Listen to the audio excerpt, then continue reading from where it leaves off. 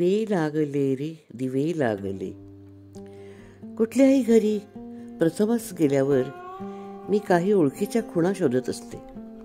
जसं की एखाद्या फोटोसमोर नाजूकशा काचपात्रात ठेवलेले एखादेच ताजे टवटवीत पण सम्राज्ञीच्या तोऱ्यात उभे असलेले गुलाबाचे फूल, किंवा दार उघडायला घाईघाईत उठल्यानंतर सोफ्यावरती उघडे पडलेले पुस्तक. आणि जाणवतं या घराशी आपलं नातं जुळू शकेल. तेवढ्यात ती व्यक्ती येतेच मागे मागे, उघडं पडलेलं पुस्तक हातात घेऊन एखादं मोरपीस किंवा लॅमिनेट केलेलं जुनं पोस्टकार्ड असे काहीतरी खूण ठेवून पुस्तक बंद करून गप्पा मारायला बसतं. माझ्या मनाच्या आत मात्र कुठेतरी कविता रुजवायला सुरुवात होते. पुस्तकातली खूण कराया दिले एकदा पीस, पांढरे पिसराहुनी सुकुमार. आणि ते फूल मस्तपैकी डोळे विचकावत माझ्याकडे बघून हसतं. गंमत म्हणजे या दोन्ही गोष्टी एकाच व्यक्तीशी निगडीत आहेत. सुमारे 3-4 दशकांपूर्वी दूरदर्शनवर काम करताना संगीताच्या क्षेत्रात बऱ्याच नव्या गायिकांचा उदय होत होता. त्यामध्येही तारका काही वेगळीच झळकल्यासारखी वाटली.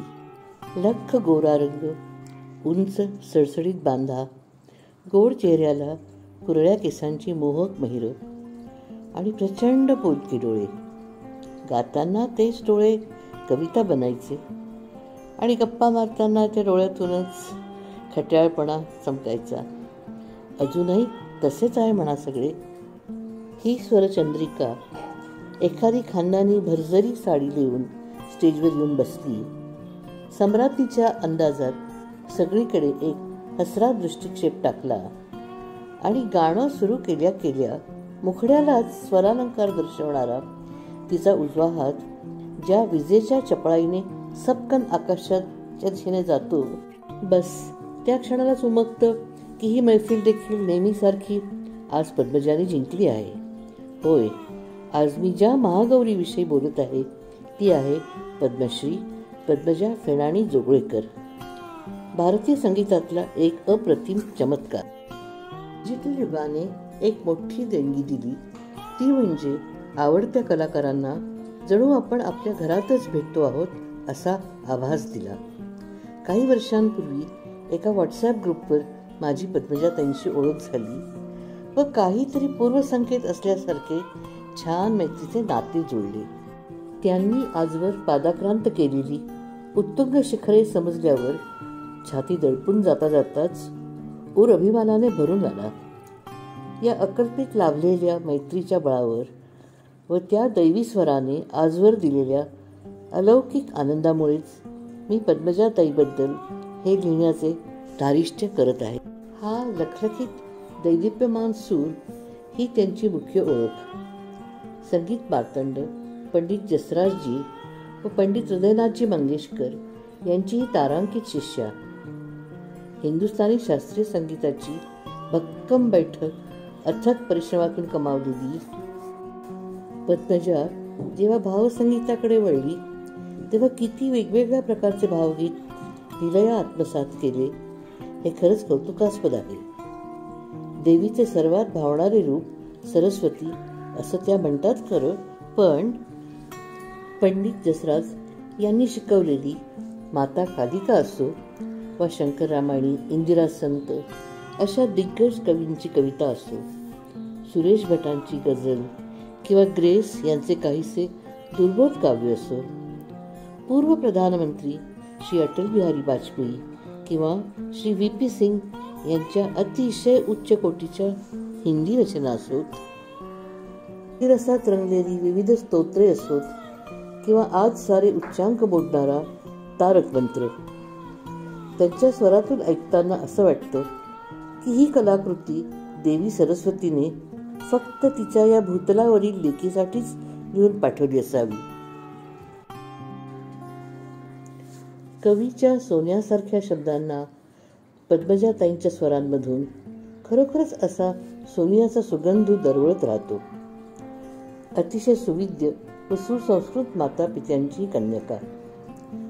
आपली मुळे असलेल्या कारवार सारख्या देवभूमीच्या निसर्गातील सारे सगोचर वैभव व कोकणी भाषेतला गोडवा जन्मताच घेऊन आली. कलागुणांचे भरघोस वरदान लाभलेले कुटुंब आहे हे.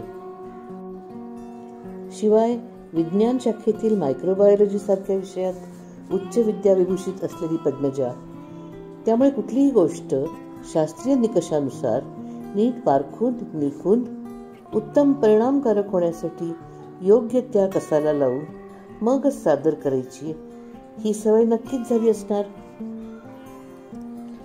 त्यामुळे आज त्यांचे प्रत्येक सादरीकरण कुठलीही कसर न राहू देता निर्विवाद संपूर्णतः विशुद्ध असते. जन्मजात देवी सूड गळ्यात होताच, पण नाद, लय, ताल यांची कठोर साधना ही तर केलीच. परंतु मराठी साहित्याचा, विशेषतः काव्याचा खूप सखोल अभ्यासही केलेला आढळतो. स्वतः उत्तम लिहितात. जीवनाच्या विविध पैलूंबद्दल त्यांना रुची व आदर असल्याचे त्यांच्या लेखनात पदोपदी जाणवते. शिवाय नर्मविनोदाची किनार असल्यामुळे त्यांची लेखन शैली अधिकच आकर्षक बनते.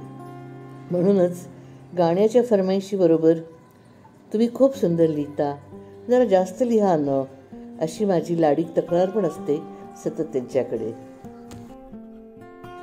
ह्या लाघवी स्वभावामुळे व माणसांना जोडण्याच्या कलेमुळे या नक्षत्राला जगभरात खूप विस्तृत स्नेही मंडळ लाभलंय खरं. परिश्रमाचं फळ कितीतरी सन्मान व पारितोषिकांच्या यादीत, भल्या मोठ्या यादीत दिसून येतच. लहान वयातच पद्मश्री या पद्म पुरस्काराने सन्मानित ही पद्मजा खरंच आपलं नाव सार्थ करते. कमळाचं फूल खुद्द देवीचं लाडकं फूल, महालक्ष्मीचं आसन. स्वभावतीच्या प्रसिद्धीसाठी वाटेल ते, वाटेल तेव्हा, वाटेल तसे करणाऱ्या, दिखाऊपण मिरवणाऱ्या चंदेरी दुनियेत इतकी वर्ष राहून देखील हा सूर अजून तितकाच निर्मळ, सच्चा आणि मनाशी केवळ शुद्ध अभिभाव जपणारा आहे. कारण तो मिरवणाऱ्या व्यक्तीचे अंतःकरण तितकंच निर्मळ आणि स्वच्छ आहे. आपल्या रसिक श्रोत्यांशी आपल्या गायनाच्या माध्यमातून जवळीक तर साधायची आहे, पण त्याच वेळी त्यांच्या मनात एक प्रकारचा सुप्त दरारा देखील वाटत राहील या गोष्टीची खबरदारी देखील ही तेजाचे वलय असलेली स्वरचंद्रिका घेत असते हे मला नेहमी जाणवते. आजकालच्या तरुण पिढीने हे निश्चितच त्यांच्याकडून शिकलं पाहिजे की कलेचे सादरीकरण कसे असले पाहिजे आणि त्याबरोबरच आपला स्वतःचा आपण रंगमंचावरील आविष्कार व वावर. निकोप व्यक्तिमत्वाची व शुद्ध निष्पाप चारित्र्याची अशी उदाहरणे फार कमी दिसतात या क्षेत्रात. तर त्यांच्याकडे बघितल्यावर ज्ञानेश्वरांनी पसायदानात ईश्वरनिष्ठांची जी मांदियाळी वर्णिली आहे अशा सर्व सदा सज्जनांची आठवण झाल्याखेरीज राहत नाही. जेव्हा ते म्हणतात, चला कल्पतरूंचे आरव, चेतना चिंतामणीचे गाव, बोलते जे अर्णव पियुषाचे.